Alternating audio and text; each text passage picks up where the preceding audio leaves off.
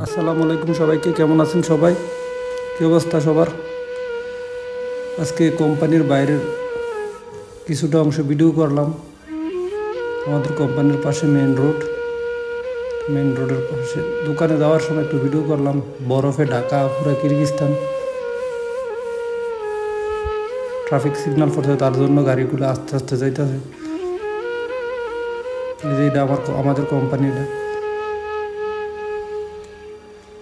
এক সাইড খোলা আর এক সাইড বন্ধ, তার জন্য এক সাইডের গাড়ি চলতেছে আর এক সাইড বন্ধ। এই আর কি, পরিবেশটা অনেক সুন্দরই ছিল, বাট অনেক বরফ পড়ে আছে মাঠে, রাস্তার পাশে পা পিছলে যায়।